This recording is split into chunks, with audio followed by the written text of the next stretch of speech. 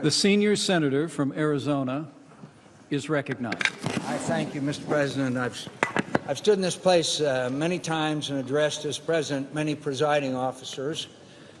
I've been so addressed when I've sat in that chair, and that's as close as I'll ever be to a presidency. But anyway, it's an honorific we're almost indifferent to, isn't it? In truth, presiding over the Senate can be a nuisance, a bit of ceremonial bore, and it is usually relegated to the more junior members of the majority. But I stand here today, looking a little worse for wear, I'm sure. I have a refreshed appreciation for the protocols and customs of this body and for the other 99 privileged souls who have been elected to this Senate. I've been a member of the United States Senate for 30 years. I had another long, if not as long, career before I arrived here, another profession that was profoundly rewarding, and in which I had experiences and friendships that I revere. But make no mistake, my service here is the most important job I've had in my life. And I'm so grateful to the people of Arizona for the privilege, for the honor of serving here and the opportunities it gives me to play a small role in the history of the country that I love. I've known and admired men and women in the Senate who played much more than a small role in our history, true statesmen, giants of American politics. They come from both parties and from various backgrounds. Their ambitions were frequently in conflict.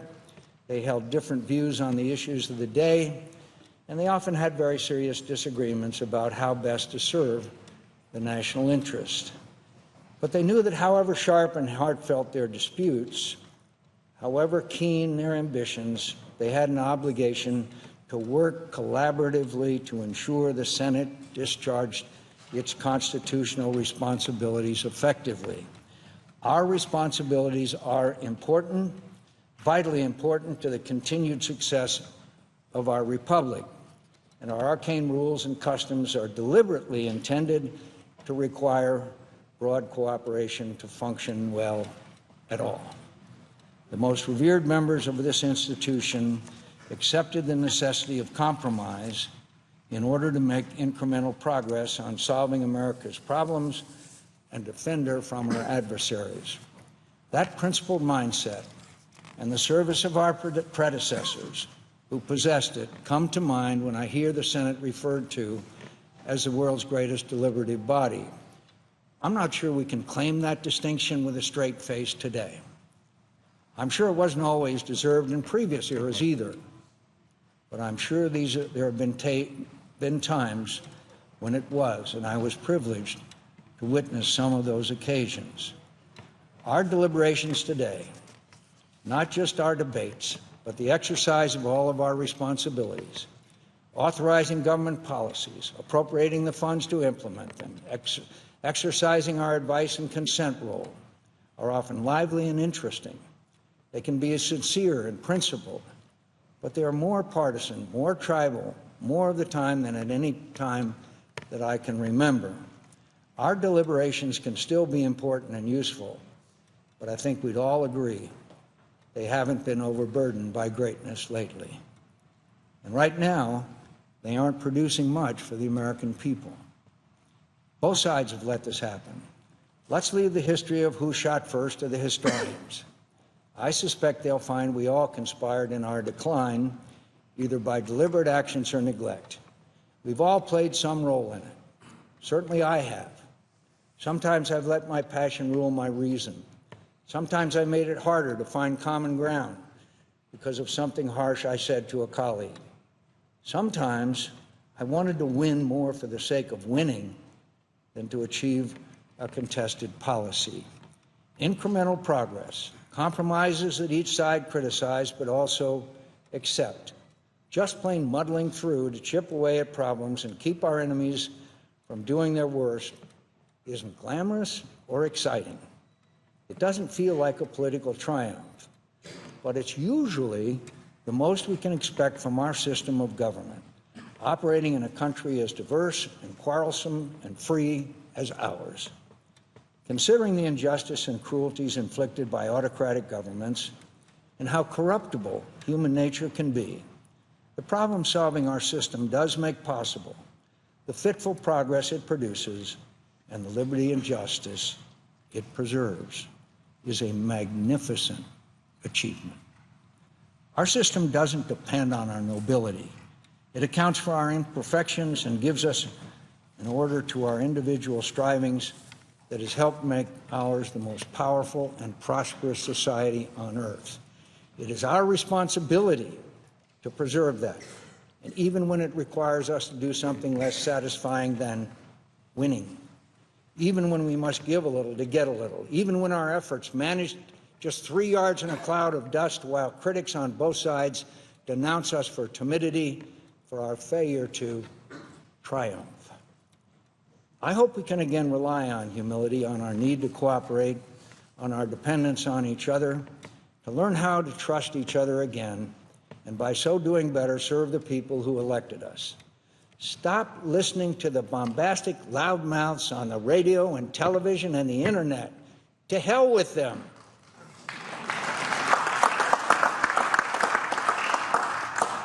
They don't want anything done for the public good.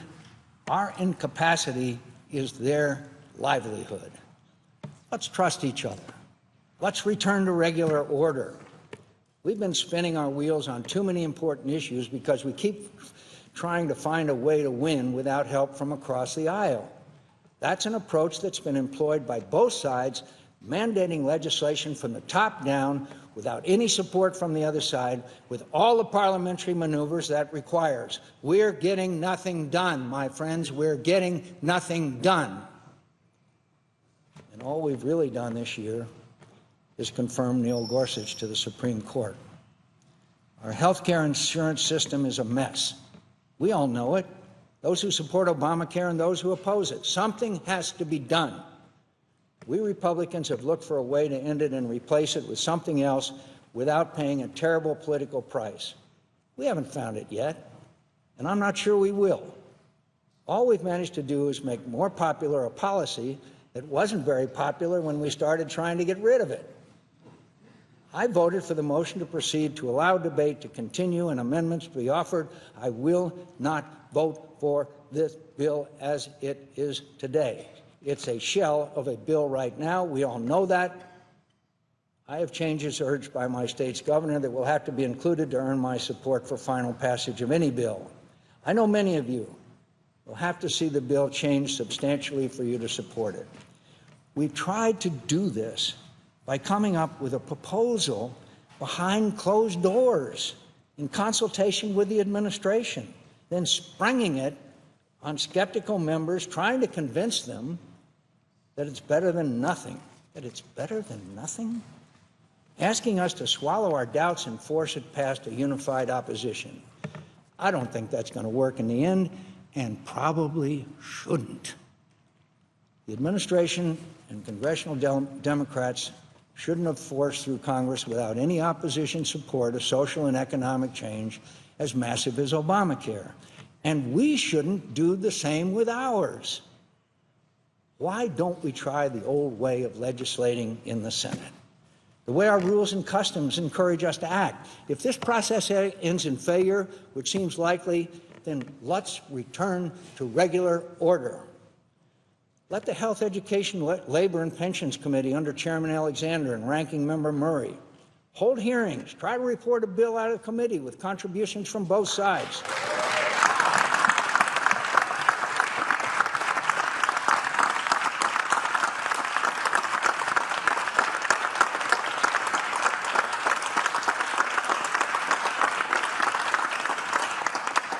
Something that my dear friends on the other side of the aisle didn't allow to happen 9 years ago.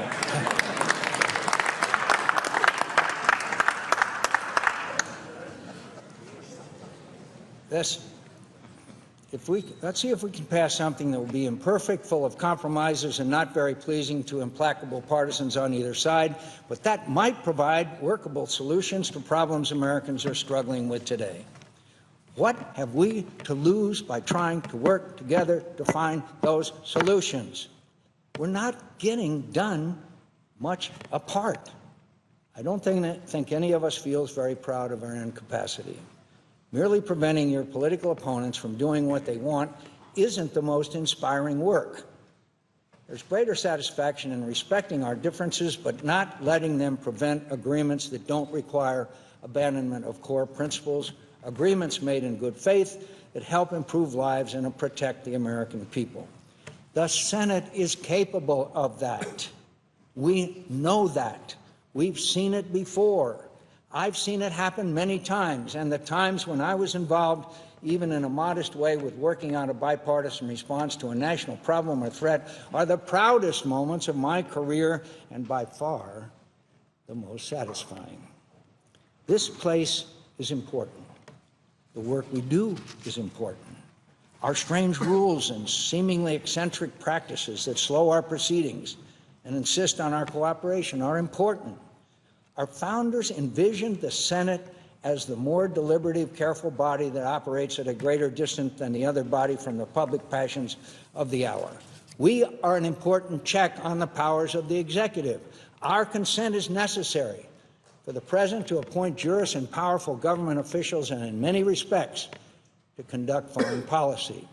Whether or not we are of the same party, we are not the President's subordinates. We are his equal. As his responsibilities are onerous, many and powerful, so are ours. We play a vital role in shaping and directing the judiciary, the military, and the cabinet in planning and supporting foreign and domestic policies. Our success in meeting all these awesome constitutional obligations depends upon cooperation among ourselves. The success of the Senate is important to the continued success of America. This country, this big, boisterous, brawling, intemperate, restless, striving, daring, beautiful, bountiful, brave, good, and magnificent country needs us to help it thrive. That responsibility is more important than any of our personal interests or political affiliation. We are the servants of a great nation, a nation conceived in liberty and dedicated to the proposition that all men are created equal. More people have lived free and prosperous lives here than in any other nation. We've acquired unprecedented wealth and power because of our governing principles and because our government defended those principles. America has made a greater contribution than any other nation to an international order that has liberated more people from tyranny and poverty than ever before in history. We have been the greatest example, the greatest supporter, and the greatest defender of that order. We aren't afraid. We don't covet other people's land and wealth. We don't hide behind walls. We breach them. We are a blessing to humanity. What greater cause could we hope to serve than helping keep America the strong, aspiring, inspirational beacon of liberty and defender of the dignity of all human beings and their right to freedom and equal justice? That is the cause that binds us and is so much more powerful and worthy than the small differences that divide us. What a great honor and extraordinary opportunity it is to serve in this body. It's a privilege to serve with all of you. I mean it. Many of you have reached out in the last few days with your concern and your prayers, and it means a lot to me. It really does. I've had so many people say such nice things about me recently that I think some of you must have me confused with someone else. I appreciate it, though, every word, even if much of it isn't deserved. I'll be here for a few days. I hope managing the floor debate on the defense authorization bill, which I'm proud to say is again a product of bipartisan cooperation and trust among the members of the Senate Armed Services Committee. After that, I'm going home for a while to treat my illness. I have every intention of returning here and giving many of you cause to regret all the nice things you said about me. And I hope to impress on you again that it is an honor to serve the American people in your company. Thank you, fellow senators. Mr. President, I yield the floor.